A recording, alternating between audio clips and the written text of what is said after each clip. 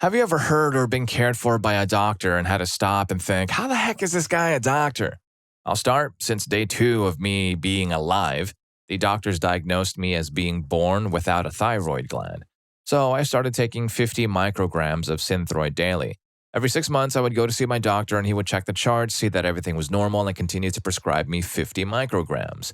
Well, when I was in my teens, I noticed that I always got the same amount, never increasing, whilst my mother, who had an underactive thyroid, was taking more than 3 times my dosage. Should have set off an alarm there, but I figured my doc knew what he was doing and carried on. Well, at 20, I wanted to join the Air Force, and long story short, I ultimately ended up getting rejected due to my medical status. So at 23, I move about 45 minutes away and get a new doctor. I had the other one my entire life up until then. He takes one look at my charts and says, "Why have you been on the same dosage your whole life and never needed an increase?" He uses an ultrasound like they use for pregnant girls on my neck and finds my quote-unquote non-existent thyroid no joke, about 5 seconds later. My whole life, I'd been thinking I was born without one, and this guy finds it in seconds. It wasn't until I walked out later that I began to rage at my other doctor who couldn't put 2 and 2 together and possibly causing me to not be able to go to the Air Force and whatnot. How the heck is this guy still practicing endocrinology?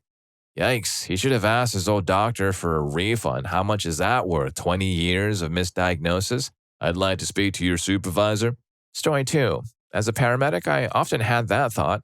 We would bring in patients that had been in terrible, crippling car accidents. Standard procedure is to place anyone with back pain onto a backboard that keeps the spine immobile. Why? Because if you move with a spinal injury, you can end up paralyzed. Every single time, the first thing this one doctor would do is unstrap this person and sit them up so he could feel their spine and make sure it wasn't broken. Yes, seriously.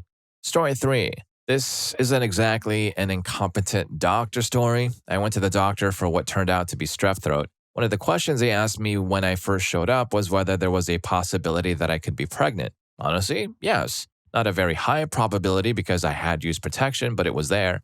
Well, instead of checking me out for what I actually came into the office for, he proceeds to lecture me about unprotected intimacy. When I inform him that I always use protection, he switches his lecture to the blasphemy of premarital intimacy. Look, schmuck, just give me the freaking antibiotics and let me go. Story 4. When I was 15 and getting my first physical, my doctor informed me when it was all over and I was struggling to clean up all the red liquid out of me that it would be a more pleasant experience for him if next time I got waxed before my physical.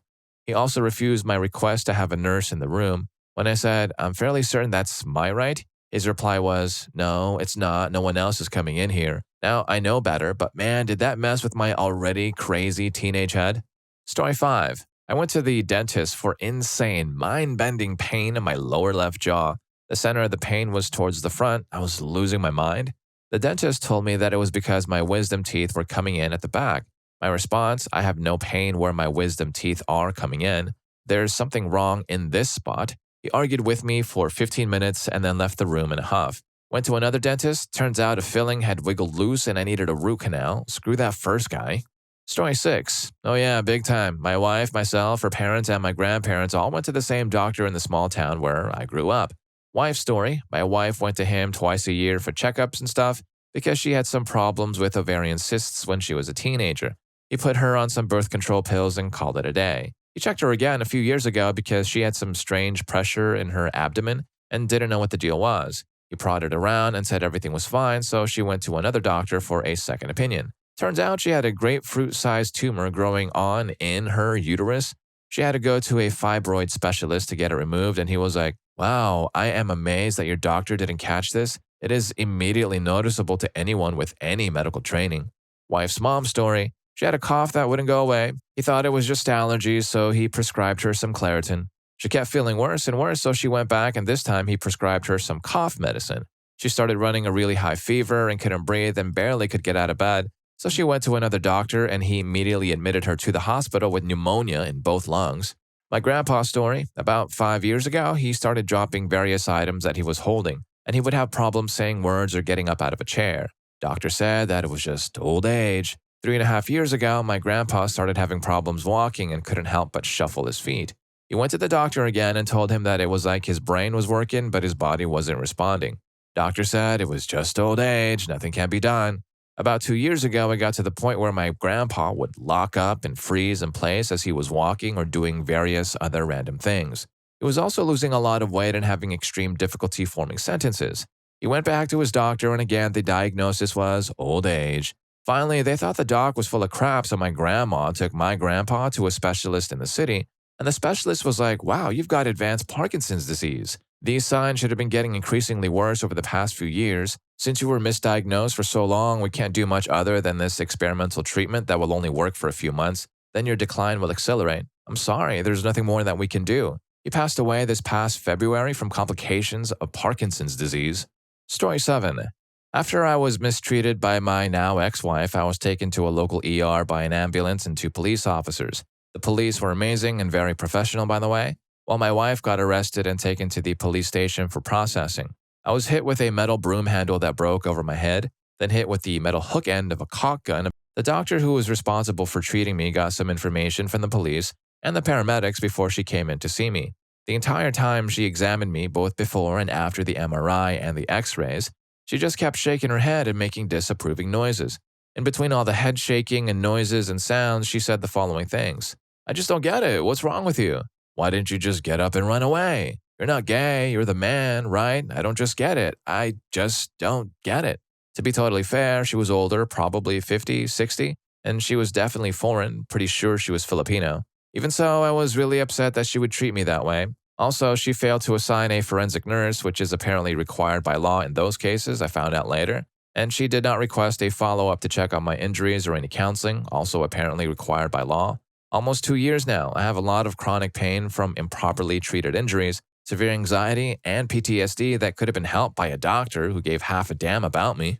Story 8. Attention, humans. If you have a crappy doctor, get a new freaking doctor. Go to Google and look for results. Ask people at your job who they see and if they like their doctor. Ask your neighbors, ask your friends. My uncle spent 10 years with a fantastically crappy doctor who barely looked at him. I went to visit my uncle because he was ill and didn't know what to do. I took him to the ER and he was admitted to the hospital for a frickin' month. My uncle had just seen his GP 2 days prior. His condition, amyloidosis, was something that he had been dealing with for years and his doctor didn't have a clue.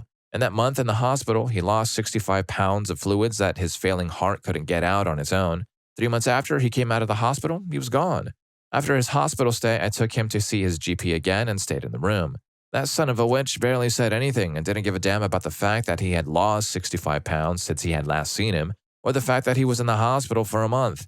My uncle's doctor might not have been able to save his life, but he should have done something. He didn't have a clue as to what he was doing and didn't seem to give a damn about anything. If your doctor sucks, get a new doctor. Story 9. I had a dentist years ago who was looking at my teeth. I had braces at the time and I had the rubber bands to pull my canines. He said, "I've never seen that before." Next clue was his receptionist constantly taking calls about excessive wounds. Last straw was him telling me I needed reverse pull headgear to fix my slight underbite. Reverse pull headgear. Keep in mind, I was in high school at the time. Imagine an already awkward teenager wearing this for 1 year straight in high school. We saw him on the news a few weeks later being hauled out of his office in handcuffs. He had been putting kids under something and doing something. Story 10. I've told this story before, but I went to my doctor about a week after of constant stomach cramps, nausea, headaches, sleeplessness, and lack of appetite. I was literally eating 1 cup of oatmeal a day and then retching it back up because I couldn't stand it. After 8 days, no insurance, I decided to stop being stubborn and go in to see the doctor. The whole freaking time, he just asked me if I was pregnant 15 different ways. I told him no, I haven't been active in the last 6 to 9 months, there's no way.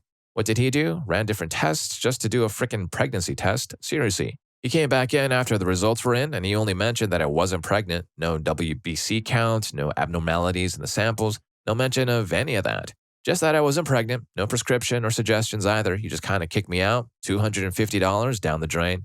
Thankfully, I got better after a lot of rehydrating and resting, but I've been on the search for a new doctor since. Story 11.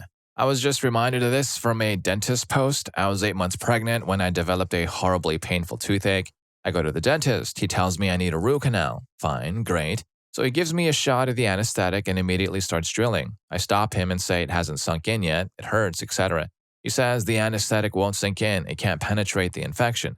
He then calls his assistant over who holds me down while he gives me the root canal. He was right, the anesthetic never sunk in. It was the most painful experience of my life. I just sat there afterwards, shaking and crying. I later found out he was on probation with whatever local dentist association for misconduct, and the other dentist he was sharing the office with was actually supposed to be supervising him. Story 12. Had scabies. The doctor I went to found it hilarious because he had misdiagnosed one of his own friends who had scabies, and as a result, that friend had it for years. This was funny to him. He then proceeded to prank call this friend from his office and wanting me to partake in the conversation on speakerphone. All the time making fun of his scabies, not mine. Yeah, it was hilarious. At the end of the session, though, he told me I was a good guy and I did not need to pay, which was cool. The not so cool part was where he prescribed me the wrong medicine. I ended up paying for some goddamn head lice shampoo. Story 13.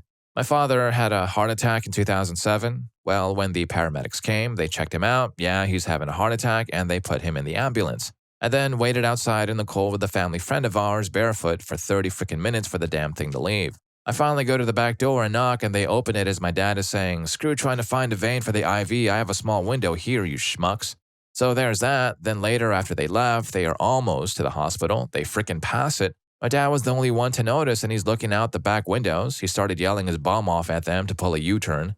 I wish I reported them myself. They're going to end someone one day. And my father is fine. He did flatline during surgery, so I give him crap sometimes that he is a zombie. Story 14. I'm 21 and besides a sprained wrist, have lived a pretty healthy, uneventful life. So here's my brother's story. My brother broke his leg snowboarding. The tibia and fibula, lower leg, had been broken in two and were almost nearly compound. Since the break was so bad, he had to stay in the hospital nearest the mountain. These doctors decided that the best course of action was to simply set both bones and cast it. The breaks definitely needed surgery, but they felt this was the best option. This resulted in my brother being in agony any time his leg was moved even an inch. We somehow got him in the car and drove him home. It was a 3-hour drive, and he told me it was the longest 3 hours of his life. He felt every single bump in the road. At home, he couldn't move. He stayed in bed for a week and a half, messing in a plastic bag and whizzing in a bottle. Finally, we had enough and took him to our local hospital. Hospital says that a severe break like that should have never been just set and casted. Surgery was obvious. My brother is now part robot with metal plates in his leg. Story 15. I'm with you. Having watched my father's heart issues be met with half-bum medical responses has prompted me to always second-guess doctors and get several opinions before taking any action. Worse yet, my sister has apparently developed some sort of ambiguous illness that no doctor has ever been able to figure out, and yet every new doctor has a rant about how every doctor she saw before was stupid not to diagnose her with hopeful diagnosis number 12675, which he or she firmly believes in and is ultimately proven to be wrong. My sister is still very ill. They just threw lupus at her not too long ago. Also, scleroderma. While lupus has the reputation of being the "we don't know what this is" diagnosis, we're a little bit more worried about the scleroderma. I also had a strong reaction to medication that was disregarded by doctors, so it continued to get worse until I found a super awesome doctor. That was my breaking point. Story 16. Yes, a couple of years back, I was putting a poster up on the wall in my room. I was using pushpins to put it up. As I was positioning the poster, I put a pushpin in between my lips to hold it for a second. I began coughing uncontrollably, and the pushpin ended up going down my throat.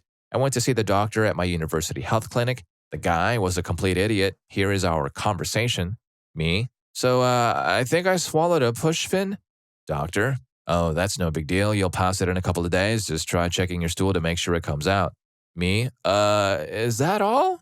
Doctor. Well, I guess we can send you for x-rays. I'll make an appointment for Tuesday. It is currently Thursday. Me. Isn't that something that should happen sooner rather than later? Doctor. Well, you can go down to the hospital if you want, but you'll probably end up having to wait a while. I'm sure you'll be fine either way. Upon realizing that this man was a complete idiot, I decided to go down to the hospital because when you have a pushpin lodged somewhere inside of you, a little wait seems like no big deal. As soon as I get to the hospital and let them know what's wrong with me, doctors start freaking out.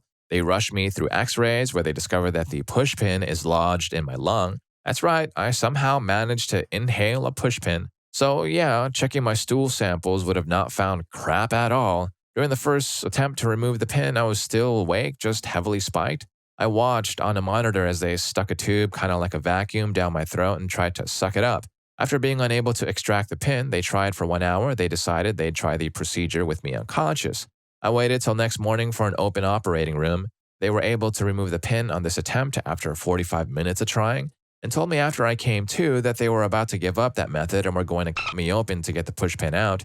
The doctors at the hospital told me that the doctor at the university health clinic had given me the worst possible advice and could have ended me because of it. That doctor was promptly fired the very next day.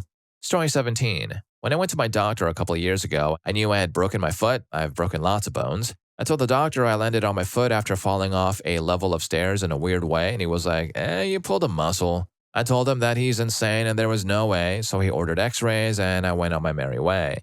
The x-rays were sent to my orthopedist, who I should have gone to first in hindsight. I was forced to go to the other doctor first by my parents. It turned out some of the bones were broken and my heel was shattered. Story 18. I had a rash on my leg. It's not a big deal. It recurs sometimes and it just needs some steroid cream to take it down. I was going to a new doctor though, so I'd figured I'd explain, show them the cream, and they'd write the script like always. She walks in, looks at me, doesn't even talk to me, and goes, "You have diabetes." She's done no tests or anything, never been to that clinic before, hasn't looked at the rash, just tells me I have diabetes, and that I need to go on some medications right away. I point out I just have a skin rash and have none of the other symptoms of diabetes, and it doesn't run in my family, and how the heck is she even making that diagnosis without testing me? "You have diabetes," she says in her very serious doctor voice. "We need to get you started on some medication and some other measures need to be taken. This is a lifelong illness." Again, with the back and forth about how she hasn't tested me or talked to me and her insisting I'm badly diabetic and that I need to be cared for. Finally, I get up and leave with her chasing me through the halls telling me about my serious disease. Just to cover my bases, I went to another clinic and got tested and nope, not diabetic. Story 19. I had an exceptionally sore and swollen throat, and after about a week of this, I went to the doctor. He figured that I had strep throat and said to me, "I guess I can't put you on antibiotics since you're on birth control to prevent pregnancy. If you were on it for hormone control, it would be a different story." I told him that I was not active at the present and hadn't been for about a month, and moreover, I had been on birth control for 4 years for hormone control. He looked me up and down and said sarcastically, "Right." 3 weeks later, the sore throat was not relieved. I was back at school, went to a different doctor. Turns out I'm allergic to vinegar. Story 20. My story is a little bit different, but I appreciate the opportunity to get it out of my system. Around 8 years ago, at 20 years old, I had a nervous breakdown. What does a nervous breakdown consist of, you might ask? Total and utter despair. Imagine everything that could ever cheer you up or bring you pleasure becoming dark and dreadful. I was crying all day long while cleaning the walls like a freaking non-human who simply wanted to cast themselves into oblivion. Not a nice heavenly afterlife, oblivion. So, as it took all of my will to not throw myself off a 20-story building, I gathered myself up enough to make an appointment with a GP. I went in there and told her I am extremely depressed but don't want to have to resort to that. She condescendingly smiled and talked to me as if I were some exaggerating emo teen. She actually laughed at me when I told her what I wanted to do, throw myself off a tall building. I burst into tears and stumbled out of the room completely humiliated. So afterward, I went on to attempt to end it all and came seriously close to passing away, traumatizing my family. My mom did make a complaint saying it was completely inappropriate of her and that she should have referred me to a therapist. I don't know what came of it, but I hope she felt freaking horrible because I spent 5 years of my life pulling myself out of that crap. It's okay though, I'm pretty happy now. I never did find a good therapist, unfortunately. I just hope my incident was an isolated and not common one. And if you're learning a thing or two from this video, don't forget to hit that subscribe and like button for more videos just like this. Story 21. What do you call the guy who graduates at the bottom of his class in medical school? Apparently a medical officer in the US Army. Things I've had misdiagnosed in the last 4 years by them. The fractures were in my tibia right below the knee. Couldn't run on them, could barely walk on them, but I was told it was just a sprained ankle repeatedly, even after x-rays. Went to the doctor with massive swelling in my face, crazy rashes all down my body, and high fever. Was told that I'm just having an allergic reaction to poison ivy. A few months later, I donated samples. A few months later, I got a random phone call telling me I needed to come to the hospital immediately. Turns out all those symptoms were West Nile. Developed some nasty blisters on certain parts of the anatomy. Freaked out, went to the doctors, was told it was herpes. Turns out it was a reaction to stuff that I hadn't been around due to a year overseas. Story 22. When I was 16, I got what I thought was a really, really bad cold. Being the student that I was, I didn't stay home sick until after a week or so. I was clearly getting worse, and even then my mom had to make me stay home. I hated missing school. After about a week at home and eventually doing nothing but lying on the couch watching TV, sleeping, and only being able to stomach soup and oranges, my mom decides to take me to our family doctor. We wait, he finally sees me. After about 5 minutes, just tells me it's a bad cold, suck it up. 2 days later, things are even worse, so we go to a walk-in mediclinic. Wait, see a doctor again, and I'm told the same thing. This time he didn't even do anything except ask questions. The very next day, my parents took me to the ER because my lips were blue and I pretty much literally was not moving from the couch. As soon as we got to the ER desk, check in, and placed the nurse behind the counter, took one look at me, went, oh crap, and because they had no room at the time, they put me in a wheelchair behind the desk on oxygen. After an x-ray, I'm finally told that I have not just viral pneumonia, but bacterial as well, covering both my lungs. I had to stay a week in the hospital because the other two doctors both missed it. To this day, I still don't have the lung capacity I used to, was, and still am very active, but I run out of breath a lot faster now. Story 23. Not a doctor, nothing like the horror stories in this thread, but still something. At university, I got a pretty horrifying superheated steam burn, 3rd degree covering my wrist, 2nd degree all down my forearm, 1st degree from my fingertips to my bicep. I'm an Eagle Scout, so I knew what to do for the immediate treatment, and I knew that I needed an ambulance after I made sure the area was safe for anyone who came in later. Most painful 10 minutes of my goddamn life. Ambulance shows up, the EMS crew escorts me to the vehicle, taking all my information, etc. I sit down in the ambulance, and the clearly much younger, newer girl starts taking care of me in the back, while the older, experienced lady drives. No kidding, first thing they do, take an ice pack and apply it directly to my burn. Directly. Me, I don't think you're supposed to do that. That hurts. Girl, of course it hurts. Please lie back, sir. Me, no, seriously, I really don't think you should put the ice pack directly on my burn without a towel or anything between it. Can you please? Girl, sir, lie back. Everything will be all right. Stop what you're doing. Me, hey lady up front, they're putting an ice pack directly on my burn. Girl, sir, you need to stop now. You need to be quiet or going into shock. We will restrain you if. Me, help, lady up front. They're doing it wrong. Stop them. Lady up front stops the ambulance. Lady, now what is going on back? Are you putting that ice pack directly onto his burn? Get that off right now. Yes, right now, god dang it. Seriously, if the patient knows severe burn treatment better than the EMS people, you're freaking doing it wrong. From Boy Scouts, no less. Story 24. Okay, surgical story. This is one of many with this doctor. At the time, he was a chief resident, but he's now caring for someone without supervision. Guy walks into the ED with a belt around his leg and says he was harmed. I say, okay, and get him into a trauma room. Get his pants off, and it's obvious that he's going to the OR. I cover it with a trauma dressing and try to put pressure on it, but it's bad. So the surgeon shows up. He doesn't want to go to the OR, so he thinks he's going to fix it with some sort of bandage. He says, let's see how deep it is. Then he proceeds to put his entire hand on this guy's thigh. The guy, who was as tough as nails, starts complaining, so he orders 1 milligram of analgesic. He states out loud, I think I'm feeling his femur. We need a packet. He wants 2 roller gauze. So someone gets them and he puts them in the wound. Shockingly, it didn't work. Now the wheels are turning, but I'm wondering where the attending is, but that guy wasn't much better anyway. He said, I need BioGlue and Surgicel. He basically jams the Surgicel into the wound, squirts in the BioGlue, and is apparently waiting for something to happen. Well, something that isn't red liquid pouring on the floor. That wasn't it. Eventually, he reluctantly went to the OR and repaired the guy, I think. I'm fairly surprised the guy didn't pass away. Story 25. I started to write out the different episodes I and people I directly know have been through with incompetent doctors, including life-threatening misdiagnosis. But it is an exhausting list to go through. I now assume that whatever doctor I see is lying and incompetent. I research everything I can about all medicines and all medical diagnosis. I ask a lot of questions. One doctor I repeatedly attended assisting a relative would start with this flat monotone, okay, what questions do you have this time? When we showed up with my notepad of questions, it was actually pretty decent, and I challenge any diagnosis. I have come to realize that doctors are like any workers at any job. Most are in it for whatever money they can get and do as little as possible. A lot are incompetent, and only a handful really are trying to do the best job they can.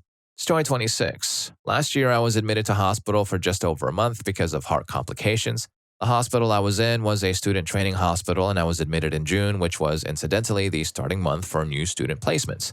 I had 2 young doctors try to insert an IV line in my hand. After prodding me the guts of 12 times, they fled the scene with all their equipment on the bed. I never saw them again, and I never even got my line in. Another time, one doctor was putting in another line and ended with 4 doctors and 2 nurses because apparently he poked some holes in my hand he shouldn't have. They were both rather demotivating experiences. Story 27. 10 years ago, when I was in the 4th grade, I was diagnosed with acute appendicitis by the local family practitioner. My mom rushed me to the hospital where they ran some tests and confirmed the appendicitis. An hour later, my surgeon showed up, and even though I was a kid and quite sick, he seemed a little off. First of all, his name was Dr. Looney. Then he spoke way too fast and kind of giggled as he spoke. Luckily, the surgery went fine and I have a little sweet scar on my stomach. That wasn't the good part of the story, though. Skip ahead 5 years to 8th grade. I'd heard about my friend's mom's crazy new boyfriend for a couple of weeks before I went over to their house. One day, she invited me over for dinner. When I got there, she basically went into a rant about the new boyfriend, how he had just lost his medical license because he had been found intoxicated on the job too many times. He was a total weirdo and treated her and her sister badly, just general bad stuff. Then she says the worst part of it is his name is Looney. My stomach has never dropped so quickly and forcefully. A few minutes later, he came inside. He had been out barbecuing and introduced himself as Dr. XXX Looney. My face must have been as wide as a sheet. I was terrified because I had heard stories about this guy for weeks, and I only just learned that he had messed around with my intestines. I kind of meekly suggested that he may have operated on my appendix. Then the doctor gave me some spiel about how he was the best surgeon around and he checked out my scar, commenting on how small it was. Once again, he was the best. I sat through dinner literally petrified. In his defense, he did a fine job operating on me, but damn if that appendicitis didn't give me two of the scariest moments of my life. Story 28. Yes, I had this dumb witch tell me that I had just sprained a muscle on my back and she didn't want to give me anything for the pain besides telling me to take Tylenol. I could barely move for about a week before this, and she didn't even seem to think I had anything wrong with me. Turned out I had a broken L5 vertebrae and a herniated disc at L5-S1. Found that out after I went to a non-idiot doctor and had an MRI done. Then I had to have a checkup for some epidural injections I was having done in my spine for the break and the herniated disc, and I ended up seeing the dumb witch again, and I mentioned to her what the actual diagnosis was, and she was just like, oh, that's nice. No idea how this woman made it through med school. Story 29. Oh, doctor rage. Mine was triggered by a dentist. I go in, I'm unable to fully close my jaw. I fill out all the medical forms, put down that I am highly allergic to Flexeril. Dentist takes his x-rays, looks at my jaw, and hands me a prescription that will help with the pain and swelling. So I go home, take the meds. This is where the hole in my memory begins. Turns out that I flipped out and didn't sleep for days. My mother had not heard from me. I'd been missing calls, not answering emails, so she drives down to find out if I am okay. She thinks something might be wrong, so stays for the weekend. At some point, I woke up at 2 a.m. to what I described to her later as a dinner party full of squatters in my home. They refused to listen to me as I directed them to get out of my house, so I left and called 911. The police showed up, and according to the officer, I demanded that everyone in my home be arrested. Everyone began to suspect that something was wrong when they brought out my mother in handcuffs, and I claimed not to know that woman. We called the dentist once I got out of the hospital. Seems that he didn't read that allergy part. He prescribed me the generic version of the medicine. Story 30. When I was in 6th grade, I had to go through a series of immunizations, including hepatitis B, which is taken in a few doses. After the first shot, I had no problem getting shots, so I was never nervous about the procedure. The second hepatitis shot I got, though, was administered by a nurse who must have just graduated from practicing on oranges. She was so afraid of giving me the shot that she did all of this. Couldn't control her shaking hand, meaning that when she administered the shot, her hand shook while the needle was in my arm. Holy crap, that didn't feel good. Took about as 3 times as long as the first nurse did to insert and remove the needle, slowly withdrawing it from my arm. Missed with a bandage. It was about 1.5 inches from the tiny dot. Positively bolted from the room as soon as she could. To be fair, she was probably new to the field and was afraid of hurting a little kid, but she was more afraid of the shot than I was. Story 31. Yes, the doctor who delivered my son was not my OB, but rather the doctor on call. She judged that I was delivering too fast for my own doctor to get there in time and told her not to come. 8 hours later, this buffoon manages to catch the baby before he hits the floor. Perhaps the only thing she did right. In the meantime, she's told me while I was pushing that I wasn't as tired as I was saying I was, and that, geez, I don't need to kick at her. She's holding my feet. After she's done stitching me up, she puts her head from side to side and asks the nurses, does that look right to you? Fortunately, she managed to put everything back where it goes. Story 32. My boyfriend's dad has RSD, reflex sympathetic dystrophy. It was caused by a broken wrist while roller skating. Sad story, he had to jump to avoid a herd of kids running into the rink and had to throw himself to avoid landing on them. Anyways, it basically causes constant pain. There is no cure other than mind-boggling doses of the most hardcore medicine. It also causes swelling, which right now is confined to his hand and forearm. The swelling causes his skin to stretch, making infections a once-a-month ordeal. His last round in the hospital, he had a very ethnic Haitian, I believe, doctor who didn't speak very good English. BF's dad had severely swollen fingers which were curved around his arm brace. The doctor first insisted on removing the linen strip holding his arm to the brace because he said it was cutting off circulation. It wasn't. The swelling basically went around the linen. Dad said he'd have to call his primary care physician and get permission because he wasn't granting it. If he took that linen strip off and the brace, his arm would swell up and hook back against his body. He said this exact phrase like 30 times. The man has had RSD for 20 years. He knows how it all works. Then the doctor tried to pry his fingers open, BF's dad yelling in pain because his fingers don't function anymore, and he's basically causing a severe amount of nerve pain, accusing dad of resisting him and getting frustrated. I was so shocked by this doctor's lack of knowledge, I actually started crying and had to walk away from the exam area. The ER doc then capped off our experience by telling us that he wished he could take over dad's care and let no one else see him. We could tell the man had never even seen a case of RSD before. We're in the process of filing complaints with the hospital because his neglect and horrible treatment of a patient could have caused even more damage. Story 33. Black Widow Spider Bite. ER doc isn't listening, doses me with Ativan and Benadryl just in case, sends me home. Because, things just cause random localized bullseye rashes with itching and burning and such, especially with 2 fang marks. General doc says it's the stomach flu, can't move my body where I was, bit cramping in abdomen like a black widow bite. Okay. Later that day, I had what seemed like a near heart attack, couldn't breathe, couldn't stand up straight, red in face, couldn't walk down the hallway in my apartment, heart about to explode. Stopped by beta blockers I had on hand and 2 aspirin. I actually thought I was going to pass away. I refused to call 911 just in case they told me I had a toe infection. Spent a full month in bed, unable to go online. I was so out of it, whizzing in a cup or sometimes making it to the toilet 20 feet away. Yeah, stomach flu. Yeah, right. Oh, and then there's an antivenom if someone had bothered to listen, but it has to be administered in the first 72 hours or so. Antivenom versus 1 month of lost, writhing nothingness? Yeah, big choice there. Yikes. I bet the Black Widow was just as confused as they were. Wait, I bit them and they got stomach flu? I need to up my venom game.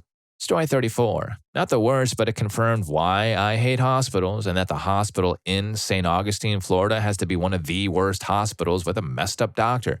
Rewind 8 years ago, freshman in college playing with those airsoft guns, wannabe BB guns that shoot plastic pellets instead of metal. At my buddy's house, firing them at each other like the Matrix when I described to do this cool duck and roll maneuver. Of course, being the ever-lucky marksman that he was, my friend managed to land a plastic pellet right on my left eye. Instantly, I can't see, shooting pain, phew, is about all I can manage. I stumble home and flag a ride to St. Augustine Hospital with a friend's girlfriend. Finally admitted to the ER after 45 minutes, and the doctor walks in and casually says, "Doctor, what's wrong?" Me, buddy shot me with a plastic pellet in the eye. He then takes out one of those eye examinations, shines a bright light in your eye beam pens, and starts examining my eye, my right eye. Meanwhile, I can't open my left. It is swollen and red and tearing up because I'm in so much pain. After 2 whole minutes of examining my right eye, he says, "Hey, what's wrong with your left eye?" I was floored, unfreaking believable. I was about to start yelling, but he then says, "Oh wait, this is the call I've been waiting for the entire day. Bye." Doctor leaves the room, gone for another 30 minutes, and then comes back with a prescription for some sort of eye gel that I have to apply. Told me I had to wear a patch too. That was cool though. Okay. I'm guessing the call he'd been waiting for was someone asking where he left his car keys? That explains the prolonged right eye exam. He was just checking for visual clues, I guess. Story 35. Mom was short of breath and had chronic heartburn, went to the local medical clinic and got the nurse practitioner who told her it was just heartburn and acid reflux. Several months and 1 long night in the ER later, we learn it's terminal lung cancer. Same nurse practitioner took my vitals a few months later when I went in for an EKG during a massive weight loss program. She looked at me and said, "That program you're on will never work. You'll be on it for a while and then you'll just go back to your old lifestyle and gain all your weight back. You should really just get a gastric bypass instead." Proceeded to lose 180 pounds in a year just to spite a witch, keeping it off to do the same. Story 36. When I was 5, I started experiencing a vast array of neurological symptoms ranging from headaches to complete loss of balance. I was constantly dizzy. My head pounded so often that it was impossible for me to go to school. My balance was awful. I couldn't ride a bike, walk up or down stairs was terribly difficult, etc. My parents took me to the doctor and they told them I had pulled a muscle in my neck. Weeks passed and it never got any better, so I was returned to the doctor. Got the same diagnosis of a pulled muscle. Over the course of the next few months, I started to lose feeling in my left arm and hand, and my symptoms got increasingly bad. 3 years later, the same doctor finally ordered an MRI. They'd been telling my parents I had a pulled muscle for 3 years. Turns out I have Arnold-Chiari malformation. I had surgery about 2 weeks after seeing a neurologist. Granted, my parents should have taken me to another doctor after the second or third repeat visit, but you'd think after months and months of the same complaints they'd order some kind of a scan. Story 37. That's why they call it practicing medicine. They are practicing to one day be good at what they're doing. A huge portion of family practice doctors are completely freaking incompetent but manage to get away with it because most patients don't have a clue and refuse to make any effort to research the illnesses prior to the appointment. I've met many ER doctors that are true rock stars in my mind. Working EMS has taught me this. I regularly take patients from family practices and always think to myself that the doctor must have received a license to practice from a Cracker Jack box. To make it worse, I have seen them do things to patients prior to our arrival that actually caused harm, and they get away with it. Utter BS if you ask me. My favorite is the classic call in public like vehicle accidents and cardiac arrests. These schmucks will sit there and try to take over the patient as well as order you to do things that were outlawed in the frickin' 80s. We usually ask them to leave nicely, and when they don't, we have the troopers or PD escort them away. All I have to say is, if a person is sick, take the time to research your symptoms and learn as much as you can about your own body.